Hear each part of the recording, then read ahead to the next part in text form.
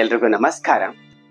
ಬಾಯಿಯ ಹುಣ್ಣು, mouth ulcer ಇದ್ದಾಗ, ನಮ್ಮ ಬಾಯಿಯಲ್ಲಿ ಹುಣ್ಣಿದ್ದಾಗ ನಮಗೆ ಊಟ ಮಾಡಕ್ಕೂ ಆಗಲ್ಲ, ಸ್ವಲ್ಪ ಖಾರನ ಹತ್ಬಿಡಲ್ಲ, ಆಮೇಲೆ ನೀರು ಕುಡ್ಬಿಡಲ್ಲ ಮತ್ತು ನಮಗೆ ಮಾತಾಡಕ್ಕೂ ಬರಲ್ಲ.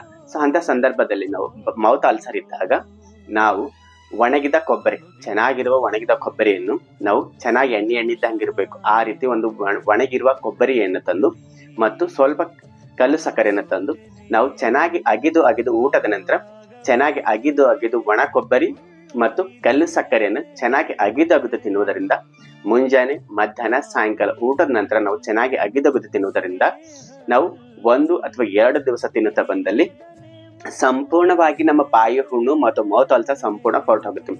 ಅಲ್ಲಿ ನಮ್ಗೆ ಏನು ಪೇನ್ ಇರುತ್ತಲ್ಲ, ಆ ಪೇನ್ ಹೊರಟು ಹೋಗುತ್ತೆ ಮತ್ತು ಸ್ಕಿನ್ ಅನ್ನ ನಮ್ಗೆ ಅಲ್ಲಿ ಸ್ಕಿನ್ ಔಟ್ ಆಗಿರುತ್ತೆ, ಆ ಸ್ಕಿನ್ ಕೂಡ ಡೆವಲಪ್ ಹಾಕೊಂಡು ಬರುತ್ತೆ ಮತ್ತು ಟಿಶ್ಯೂಸ್ ಎಲ್ಲ ಚೆನ್ನಾಗಿ ಬಂದಿರುತ್ತೆ.